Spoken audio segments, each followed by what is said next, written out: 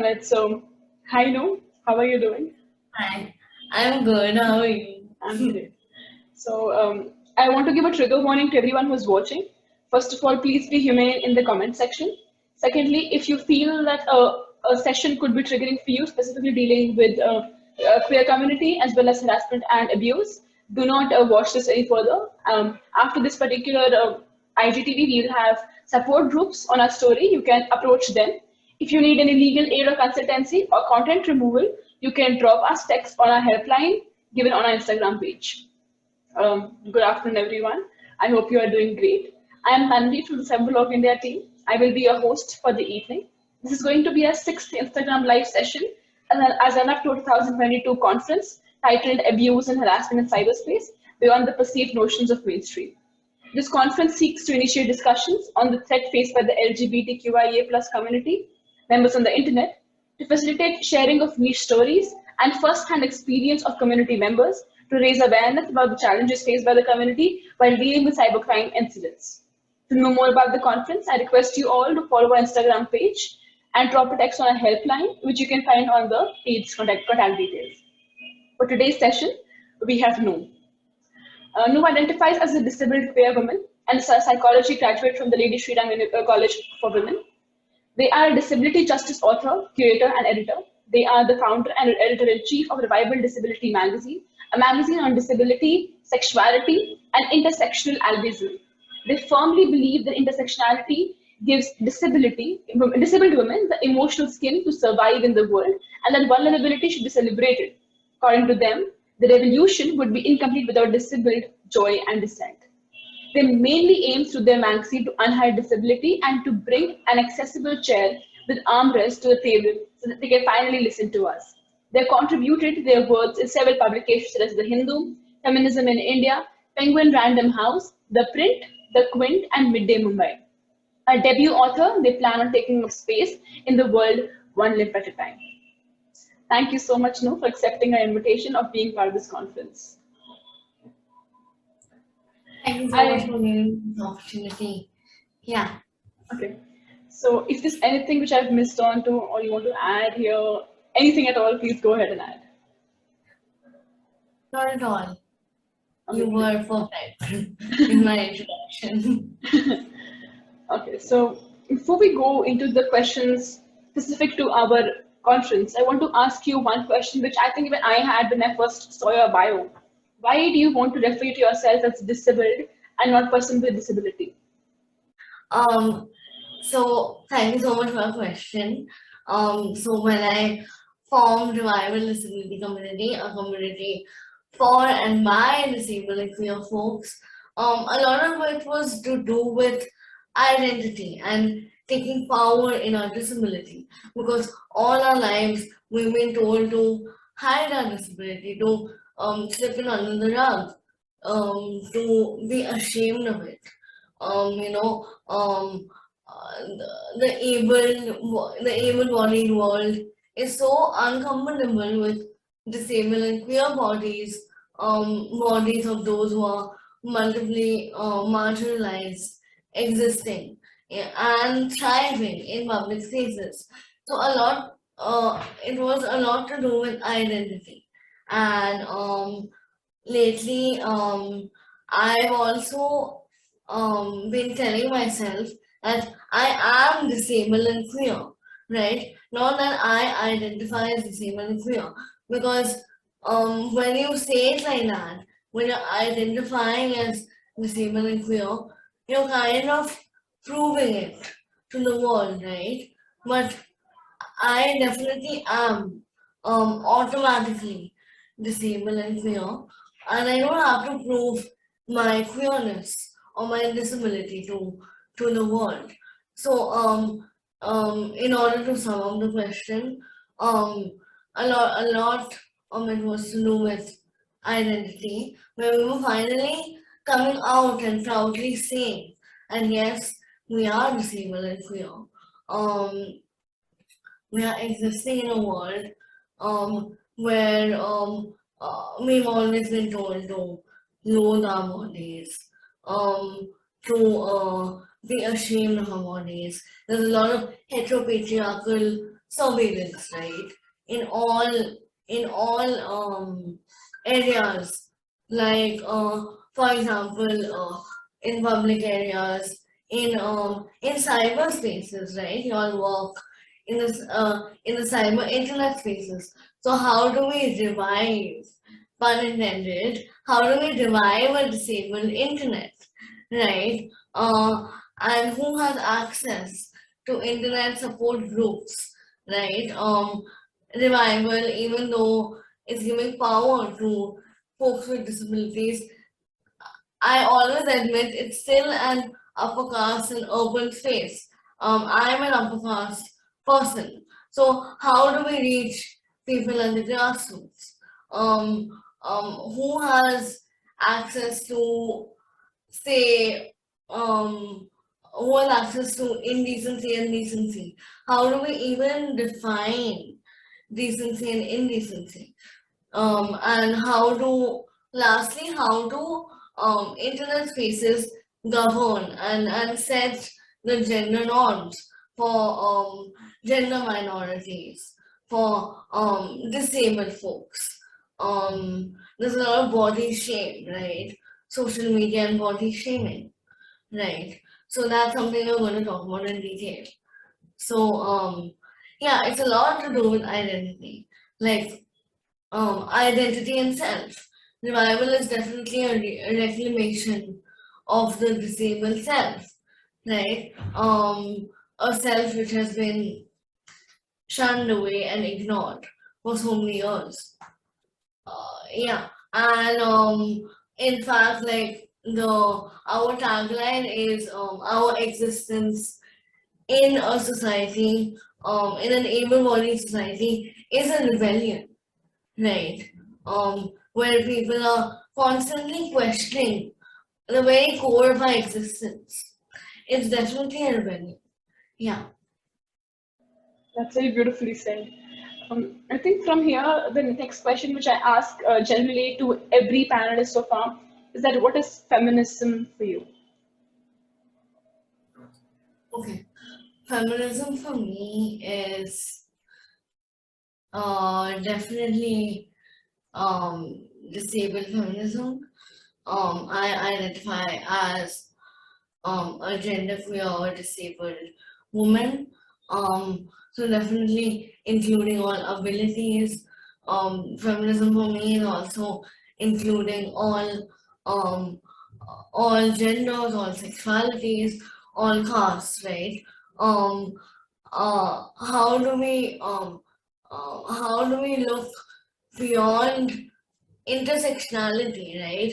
How do we look at the interlocking of different identities? Uh, how do we just, because saying the word intersectionality and being content with it is not enough. It's definitely not enough. We need to look beyond the scope of diversity and inclusion. The corporate trope of like when you hire a queer employee, then you get brownie points. But you're not seeing whether they might be a queer employee, but they might be privileged in another sense. They might be upper caste, they might be cis, right? And I always say that there's um, a ladder of privilege, even in disability, which has to be acknowledged. Like the disability movement in India has to look at the voices of Dalit, Bahujan, Adivasi women. We have to begin to look at disabled anger, marginalized anger, Dalit anger, right? And even though I am disabled, I am still Savarna, I am still upper caste. So I am definitely more privileged than say like a Dalit disabled woman, right, in caste. So this needs to be acknowledged. And feminism also for me also means no gatekeeping of identities. So for example, a safe space. The meaning of a safe space travels, right? It's never static. It always travels, and what a safe space is for me might not be a safe space for you. So for me, the meaning of a safe space is that it has to be accessible. It has to acknowledge my disabled labor, my emotional labor, right? Um, and it it just accepts me for who I am. It doesn't ask me to prove my identity, right? Prove that I am I am queer, or tells me that okay, your identity is not valid because you haven't explored, right? You haven't been with another woman. So how do you know you're queer, right? There's this narrative, there's this bisexual erasure narrative, which I've heard a lot, right? So yeah, basically accepting me for who I am, and not imposing any able-bodied gender norms on me. That is a safe space for me, definitely. And that is also feminism for me. Great. So, how did you start your journey on the internet, and how has it been so far for you? So uh so the thing is that I always like grew up, I grew up disabled. I have an acquired disability. So, I was not disabled as a child. And then I became disabled at 9 years of age.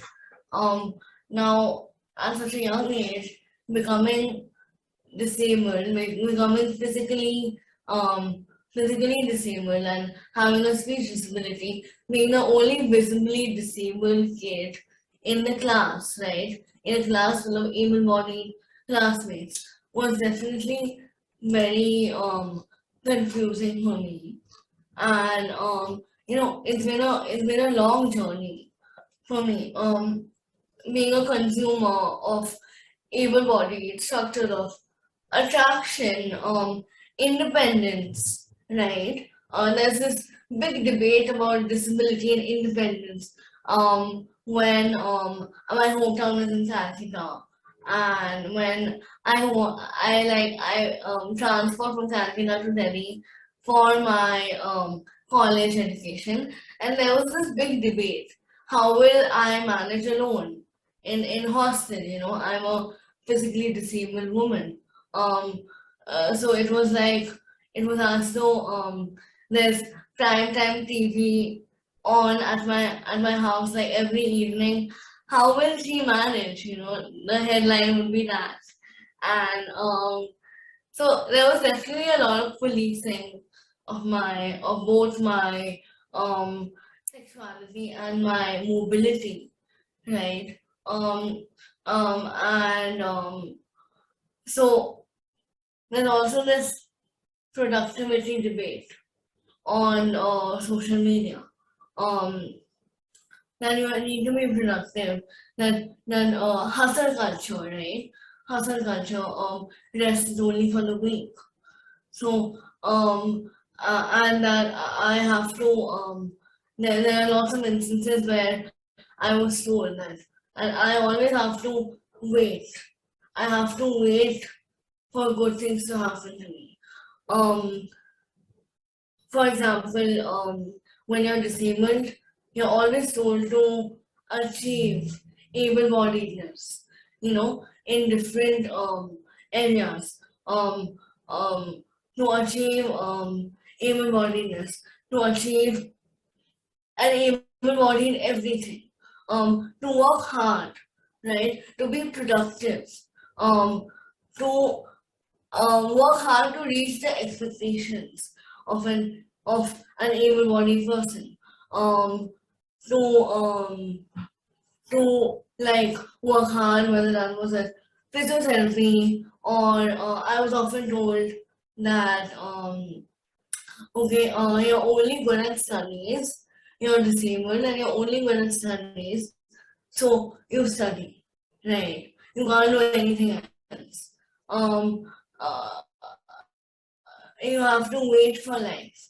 You have to first turn from disabled to able-bodied, and then you're going to achieve things in life. You have to wait for exploration. You have to wait for pleasure, right? I was often told that as a disabled woman, as a physically disabled woman, I am too weak to engage in sexual intimacy.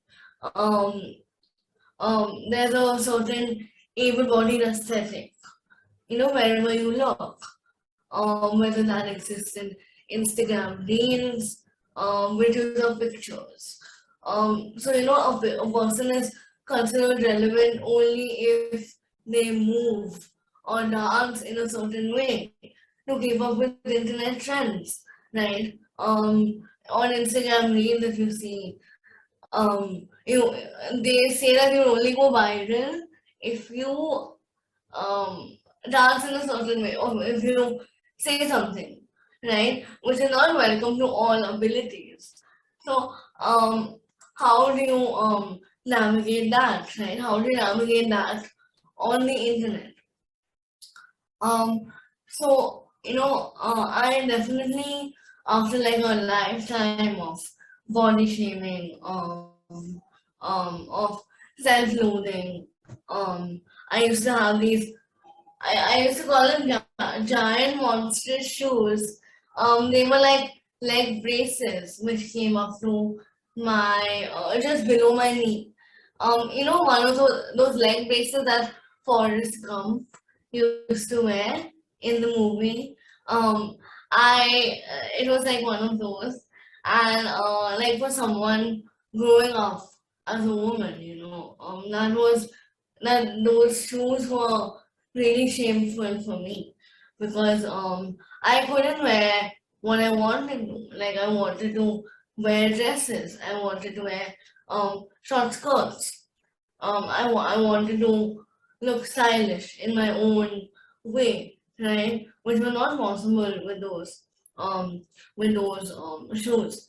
Um, so I ended up just buying long skirts in order to hide my shoes. I remember I would keep like pulling down my skirt to like hide my shoes. And about my sexuality, I was always told, okay, you have to be, you're born a woman, so you will automatically date a man, right?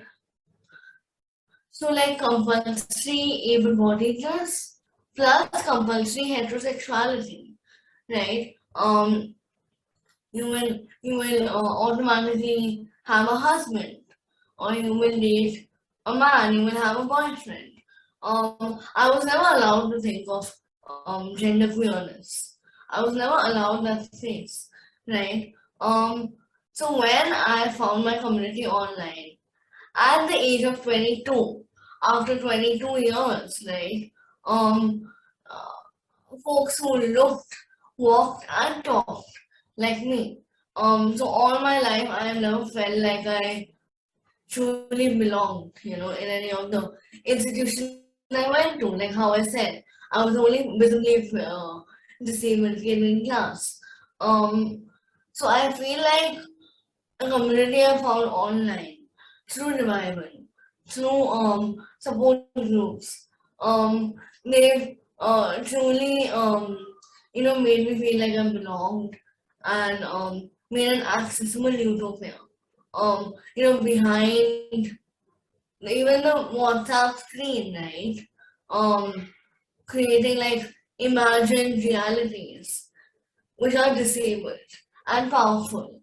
It's time that we start using disabled in a more positive way, because if you even see the the function of how language has been colonized, right, and made androcentric, um, you will see the word disabled is often used in the, for example, in the function of your phone setting, right? Disable this setting, or disable this application, or disable the screen background, right? So it's often used as weakening something.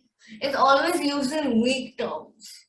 So it's really going back to the first question you asked me.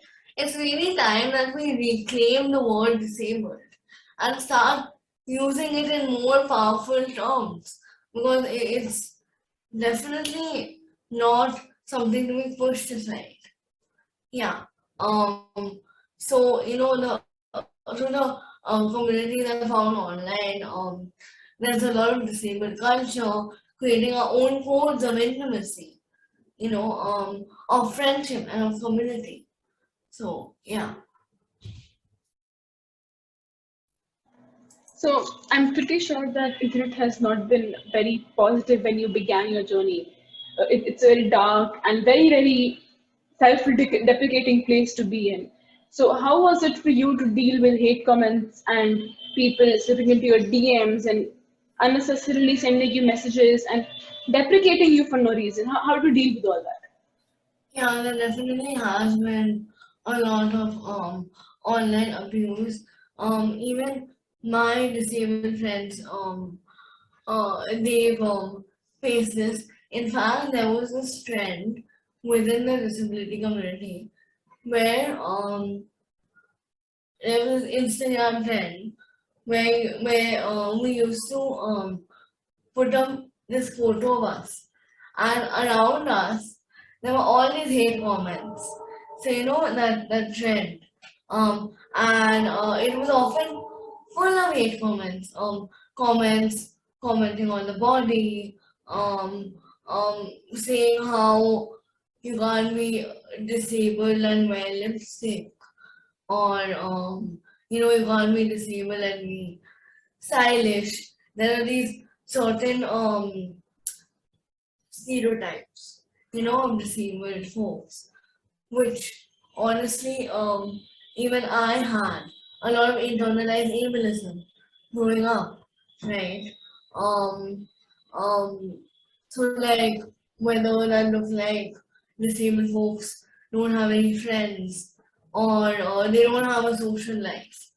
Um, they they don't have a personality. They dress in very drab clothing, right? I always used to like compensate for my physical disability, whether that looked like me getting a nose ring, or me coloring my hair, me dyeing my hair, right? And my femininity was very closely related to my to me compensating for my disability. Um, so how, in this messed up world of able-bodied femininity, continually telling disabled women that we can't dress like this, or we can't walk like this. This walk, this disabled walk isn't ladylike, or the way you talk isn't ladylike, or the way you eat, right, isn't ladylike. So these ableist and casteist notions of femininity, right? These also affected me online, right? Because when I started coming out with a disability online, the entire world knew, because I'm very visibly physically disabled, right? But it was up to me, right, to acknowledge and realize my own reality. That the world around me was denying, right? The world around me was saying that okay, you're disabled, and that's bad, that's shameful. There's this Hindu belief that you must have done something bad in your previous life, and that's why you're disabled in this life, right? So, or like, yeah, so it's a curse, right? The curse of karma, right? Which I found out is is really casteist, because you are attributing bad energy onto a person who doesn't deserve it, right?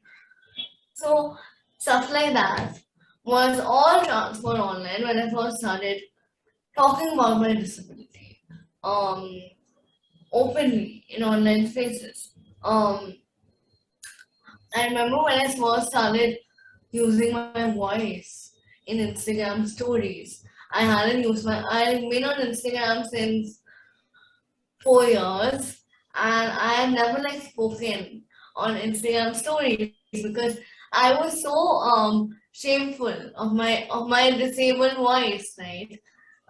Even this conversation happening right now, right, is me taking up space within the four walls of the Zoom meeting, right? My disabled voice taking up space.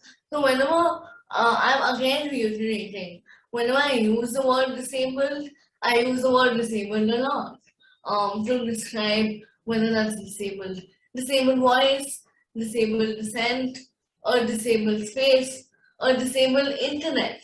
I'm attributing power to it instead of weakness, right? Which colonized language tells us. Um, yeah, so I started using my voice in Instagram stories. Obviously, people would comment. I would regularly like seek validation from my friends. How is this? Should I should I do this? Should I not do that? So like there was so much of hesitation, right? Because a marginalized identity existing on the internet. There's so much of fear of abuse, right? Um, and I've been told lots of things. I've been told things about my voice, about my walk. If there's a crutch in my pictures, I'm asked, why is it there? Right? Or like I've also been told so there's this new way of cis men sliding into my DMs, right? So I've been asked, um, do you work for a disability NGO or something? So, that's a way to talk to me, to access um to access the part of me that is not always that I don't always show, right? Um, I've also been told, okay, why aren't you like opening up to me? You're such a vocal activist. You should why don't you? It's like we owe them information about our disability, about our diagnosis, um, about various things. Like there'll be comments on a dating app, like okay, so you're disabled, so how do you have sex? Like it's just like directly, right? There is no filter. Like we owe the cis patriarchy information about everything. Just because we are disabled means we are open books. This is the attitude, right? That we don't have any boundaries. That we don't deserve consent, right? Like our bodies are made to be abused because there isn't any other use for it, right? This is the attitude. So we have this campaign called Disabled Women Riot, which started as an anonymous account on Twitter, for our community to, speak out, speak in, and speak up. Speak in whichever way they desire about abuse, right? Whether that was online, whether that was sexual, whether that was private, right? So this entire navigation of how do disabled women exist in private spaces to public spaces? Are we safe at home, right? This entire shadow pandemic, right? About domestic abuse. How safe are we truly in our houses? So, we talk a lot about caregiver abuse. So often physically disabled women, physically disabled folks, right, genders, um, of all genders, often find ourselves in situations where we require help. Um, and sometimes the able-bodied person helping us, for example, if we need to go to the bathroom, our basic needs of survival, right? Food, water, clothing, bathroom, medicines, right? Sometimes the able-bodied person helping us, for example, go to the bathroom, there's a lot of intimacy. It's not sexual, right? But it's intimacy between two humans, right? Sometimes um that's kind of misinformed. There's a miscommunication, and sometimes that is seen as a sexual advance, right? That the disabled person wants to make a sexual advance onto the able-bodied person, and that's why they are asking for help, right? So there's this miscommunication, and that's how sometimes abuse occurs. So how do we navigate that, right? And lastly, how do we create an equal internet? Yeah. I think one major problem which I see through all of this is that how phobic and fearful and also stereotypical our society has been. And in situations like this, both offline and online abuse, how do you think a person who is queer and is that's disabled could redress or even like go for reporting for all of this? Yeah. Okay. Uh, so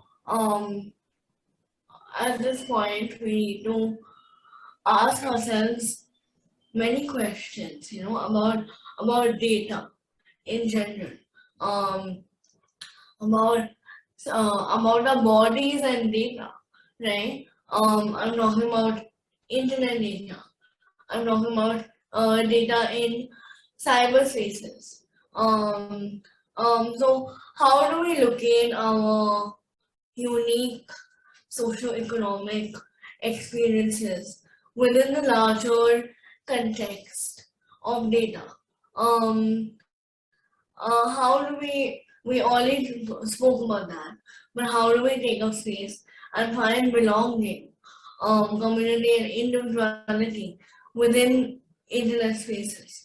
How do we look at lived experiences within online space with regards to caste, class, disability, and sexuality? How do we kind of find accountability within these circles? How do we find transformative disability justice? How do we kind of take into every person's opinion into account, every person's voice, without disregarding any one person's voice, right? When sexualities are welcomed within internet charm circles, right? The charm circle that Ruben prescribed, right? Within charm circle in which identities are gatekept. Um, why is a non-disabled queer person more welcomed in certain internet charm circles, and a disabled queer person is seen as a burden, right? It's seen as the accessibility is seen as too much effort, right? I also feel that we need to definitely start talking about this. So when I face online abuse, I definitely fall back onto my community.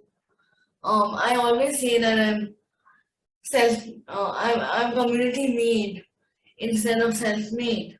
I rely for my survival. I rely on interdependence and solidarity. Interdependence instead of independence. So we definitely need to create more accessible, safer spaces for different identities. So I don't know why we often always fall prey to binaries. I understand the function of labeling and representation. But at the same time, for example, if there's disabled and non-disabled, right? And who is looking at the abilities in between? Who is looking at the abilities that no one names or who don't find representation in media or in internet spaces? A lot of my emotions, right? Even my emotions as a disabled woman were governed. I was always told that I'm supposed to be a certain way. I'm supposed to be polite, and I'm supposed to be submissive.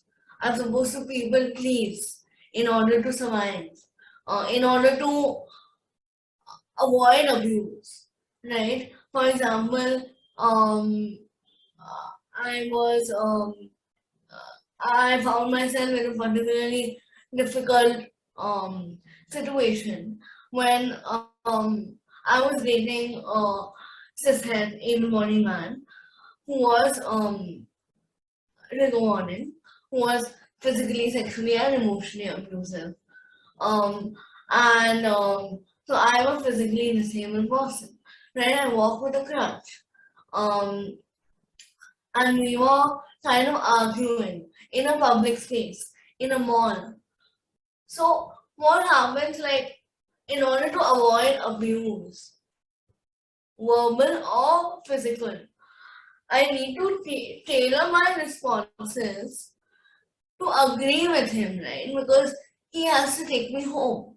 I won't be able to go home on my own. I need his help in order to go home, right? So at this point, I'm reminded of these scenes in media, very spontaneous, falling in love, making out at a party, extremely like spontaneous and not thinking at all, right? I definitely don't have the privilege of that. So I was always told to people please, to stay silent, to not be angry, to forgive, right? To bear abuse and then to forgive, right? So I feel like I felt truly empowered when I told myself that okay, I'm allowed to feel anger, right? I'm allowed to dissent. I'm allowed to be queer. I'm allowed to show my disabled self in public spaces. Um, um, I'm allowed to, for example, this is my disabled left hand, right? So I'm allowed to I talk with a lot of gestures. It's how I express myself. So sometimes, many times I used to hide my disabled left hand, under my pocket, and like only show my right hand. So then I told myself that okay, I'm allowed to do this. I'm allowed to feel proud and like act out gestures with my left hand. I always say that whenever I introduce revival disability community or my work to a Zoom conversation or to a panel, it's always an act of dissent and a labor of love and collective joy. You know, all the work that I'm talking about is definitely not isolated. It's definitely not only me, right? There's an entire community behind it. So what I'm trying to say is that we need to allow queer people access to safe spaces on the internet, in the community, right? And kind of allow them, tell them, and they are allowed to be themselves. They are allowed to be um themselves among a world that polices us, and where our bodies are constantly under observation, um, under surveillance, right? So how do we include like legislative boundaries, right? You all work a lot with law and cyberspaces. So how and then there's this act called the Indecent Representation of Women Act, right? And there are several acts, so how do we protect gender minorities on the internet? Um, uh, a part of which you all are doing, right?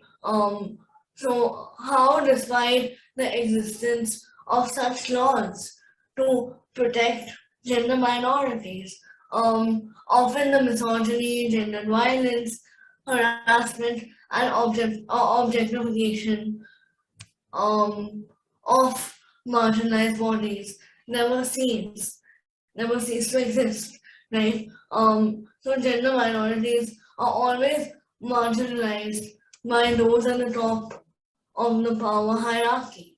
How is data being exploited against women? How safe are our bodies on the internet? Where are the laws to protect us? When our bodies become data, for example, this boys' locker room, right? That incident. Um, um, the I think the case of Muslim women, right? I think that was called Sunny, the Sunny Saturday. case, right? Yeah, yeah. Yeah, yeah, and even another one called Mulabai, Hmm. um, in that case. So why are these still happening? In the age of the internet, it's definitely the age of the internet, but why are these still happening, right? Um, and how does the digital divide during the pandemic, how does it affect different abilities, different castes, different genders, and various socioeconomic levels? So we definitely have to start with these conversations. Yeah. Beautifully said.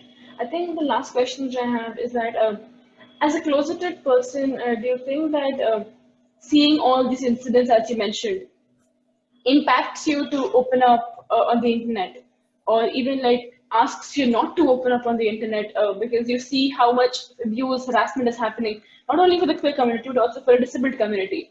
Yeah. So, do you think that anybody who's like a closeted, what advice do you have for them? What last message you have for them? Uh, well, definitely, even for me, even for someone who's so open about their queerness and about their disability, just because I talk about it openly doesn't mean I accept myself on all days, right? Honestly, I found revival because when I was growing up disabled, because I had no other coping mechanism around me. I was told to study, and I was told to be happy because as children you're told to be happy, right? and then you grow up and you're just like, okay, I'm sad all the time, so I'm confused.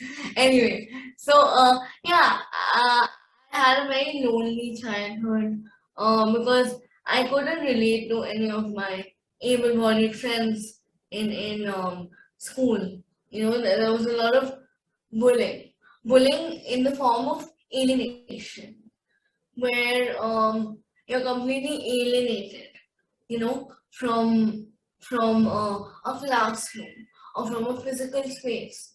Um, so as a result of this, I um I would go by watching a lot of movies, right? A lot of fantasy movies, a lot of like reading a lot of fantasy novels, Twilight fan here, and Harry Potter too, right? And so you know, a lot of sci-fi movies and movies about another world, another utopia, away from the real world specifically, right? So, for example, movies like The Maze Runner or like Divergent, these were my favorite movies. And as I grew up, I realized I never deemed my disabled life to be worthy, to be eventful, to be worth mentioning, right? I always thought of myself as unworthy, and I always felt more comfortable living in other people's stories, right? So when I grew up and when I found revival, I was like, okay, I want to tell other stories of disability and of queerness. So I think this will always stay with me. Like I've always been a little bit underconfident and like shameful of putting myself out there. You know, I would rather have other people out there, my community out there, rather than me, rather than the attention on me. So there's always a bit of insecurity about my voice or about how I look or about my weight, about body shaming, right? So there's this one incident I wanna narrate of how even in college I was alienated a lot, right? Um, so I was like the only um disabled person in my class. But in my there were others who were disabled as well. But I always wondered why you know, I'm the only one who doesn't really relate to anyone or who doesn't have friends, right? Because I was always like alienated. I was always the quietest kid in class, right? I was always so scared, so afraid of of like saying present, ma'am. You know, when the teacher took the roll call, right? So stuff like that. To announce my presence, to take up space in the classroom. I was always so hesitant. And in the WhatsApp group as well. Now you're transitioning from a physical space to an online space to WhatsApp, right? So even there, I was afraid to send messages to me myself in the class group. So how this changed, you know, when I found my own community, uh, how I again reclaimed space within the WhatsApp group of Revival Disability Community, space which I couldn't reclaim in my undergraduation class group. You know, I could be myself in the Revival Disability WhatsApp group. I could be my own disabled self. I could crack my shitty jokes and like people would respond because they are my friends, right? And I feel like I belong with them. Um, So there's a lot of reclaiming, reviving, redefining um, uh, how we view internet spaces. So how I had to redefine an entire life for myself through my community. How my community made me realize that okay, I'm queer, I'm disabled, I'm non-binary, I'm pansexual. How they made me realize that. So if I was to give one last message, it would definitely be find your community. Yeah. However that looks like for you.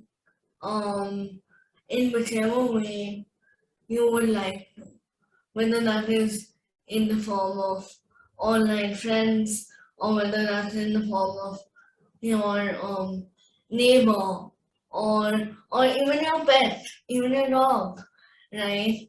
Um, yeah, definitely find a sense of belonging, find find queer solidarity, um, and I definitely think that radical love is the strongest form of love, which community has provided me.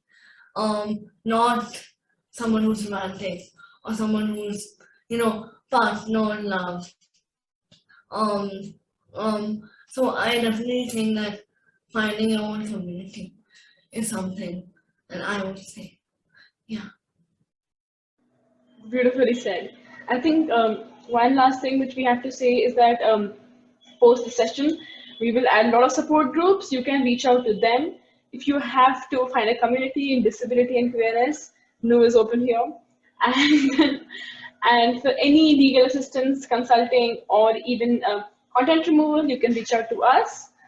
Thank you so much, Nu, and stay in touch. And we will see Nu very soon in our panel, adding to all the members of the Instagram community alongside her. And we'll see how the session goes. We'll try to brainstorm some really good guidelines and mechanisms through which queer cyber abuse and harassing can be tackled. Thank you so much, Nu. It was wonderful talking to you. Thank you.